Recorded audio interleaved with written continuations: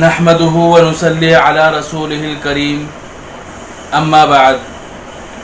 मुहतरम नाज़रीन, आज की इस वीडियो में इंशाअल्लाह सूरह फातिहा की तफसीर और उसकी वजाहत बयान की जाएगी, क्योंकि कुरान करीम अल्लाह तबारक व तआला ने लोगों की हिदायत के लिए और लोगों की रहनुमाई के लिए उतारा है। सारी ज़िंदगी गुजर जाती है, लेकिन हमें सूरह फातिहा का मतलब, अल्हम्दुलिल्लाह का मतलब और बिस्मिल्लाह की तफसीर, अल्लाह तबारक व तआला कुरान करीम में क्या कहना चाह रहे हैं, कुरान करीम लोगों की हिदायत के लिए कैसे ज़रिया बना, दुनिया में इसने इनकलाब कैसे पैदा किया, तो इंशाअल्लाह मुख्तलिफ़ सूरतों की तफसीर आपकी खिदमत में पेश की जाती रहेगी। और आज की इस नशिस्त में और आज की इस वीडियो में इंशाअल्लाह सूरह फातिहा की तफसीर बयान की जाएगी। सूरह फातिहा के अंदर 7 आयतें हैं और 113 हरूफ है। अल्लाह के नबी सल्लल्लाहु अलैहि वसल्लम पर मुख्तलिफ अवकात में, मुख्तलिफ मवाक़े में सूरतें और आयतें नाजिल होती रहती थी। कभी चंद आयतें नाजिल हो गई, कभी कोई सूरत नाजिल हो गई, लेकिन सबसे पहली जो मुकम्मल सूरत नाजिल हुई वो सूरह फातिहा है, अल्हम्दुलिल्लाह वाली सूरत है। इससे पहले आयतें नाजिल होती थी, कोई मुकम्मल सूरत नाजिल नहीं हुई थी। ये सबसे पहली सूरत है जो मुकम्मल तौर पर अल्लाह के नबी सल्लल्लाहु अलैहि वसल्लम पर नाजिल हुई थी। अच्छा, कुरान करीम की इस सूरत के मुख्तलिफ नाम है।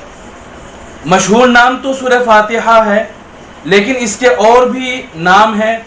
बाद मुफस्सिरीन ने 12 नाम बतलाए हैं और बाद मुफस्सिरीन ने 20 से भी ज़्यादा इसके नाम शुमार कराए हैं, क्योंकि अरबों का ये दस्तूर था, उनका माहौल था। बल्कि हमारे यहाँ भी जब किसी चीज़ से लगाव होता है, गहरा ताल्लुक़ होता है, तो प्यार में और मोहब्बत में उसको मुख्तलिफ नाम दे देते हैं। चुनाचे अगर कोई छोटा बच्चा है, बेटा है या बेटी है, तो उसको उसके नाम के साथ साथ दूसरे मुख्तलिफ प्यारे प्यारे नामों से उसको पुकारते हैं। तो इसी तरह सूरह फातिहा के भी मुख्तलिफ नाम हैं। इसका एक नाम है कंज, सूरतुल कंज। इसी तरह एक नाम है असासुल कुरान, एक नाम है उम्मुल कुरान, इसका एक नाम है सबअ मसानी। मुख्तलिफ इसके नाम शुमार कराए जाते हैं, लेकिन मशहूर नाम इसका सूरतुल फातिहा है। फातिहा के माना आते हैं शुरू करने वाली, इब्तिदाई सूरत, इफ्तिताही सूरत। चूँकि ये कुरान करीम में तहरीरी तौर पर सबसे पहले आई है और नुज़ूल के एतबार से भी सबसे पहली मुकम्मल सूरत सूरह फातिहा है, इसलिए इसको सूरह फातिहा कहा जाता है। सूरह फातिहा के अंदर 7 आयतें हैं, लेकिन इसकी शुरुआत हुई है बिस्मिल्लाहिर्रहमानिर्रहीम, इस आयत से। बिस्मिल्लाहिर्रहमानिर्रहीम यह कुरान करीम की एक आयत है, लेकिन किसी सूरत का हिस्सा और जुज़ नहीं है, किसी सूरत का पार्ट नहीं है। सिर्फ सूरतों को शुरू करने के लिए, उनको बाबरकत बनाने के लिए बिस्मिल्लाहिर्रहमानिर्रहीम को अल्लाह की तरफ से नाजिल किया गया, लेकिन ये किसी सूरत का हिस्सा और उसका पार्ट नहीं है। बिस्मिल्लाहिर्रहमानिर्रहीम बा के माना से, इस्म के माना नाम, अल्लाह के माना अल्लाह, रहमान के माना बहुत ज़्यादा रहमत करने वाला, रहीम इसके माना है हमेशा रहम करने वाला। देखो, सूरह फातिहा की शुरुआत बिस्मिल्लाहिर्रहमानिर्रहीम से हुई है। दरअसल अल्लाह तबारक व तआला और शरीयत हमें सलीका और तहजीब सिखाती है, कामों को करने का एक सलीका और तरीक़ा बतलाती है। इसी तरह अल्लाह ने हमेशा से ये सलीका और तरीक़ा बतलाया है कि किसी भी अच्छे काम को अगर शुरू किया जाए तो वो बिस्मिल्लाहिर्रहमानिर्रहीम से शुरू किया जाए।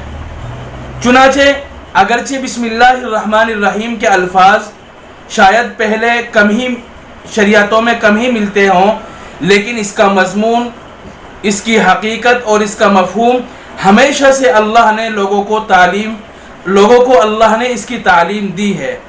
چنانچہ جب حضرت نوح علیہ السلام اپنے متعلقین کو اور ایمان والوں کو کشتی میں سوار کرنے لگے تو حضرت نوح نے فرمایا وقال ارکبوا فیہا بسم اللہ مجریہا ومرساہا ان ربی لغفور الرحیم، کہ اللہ کا نام لے کر اس کشتی میں سوار ہو جاؤ۔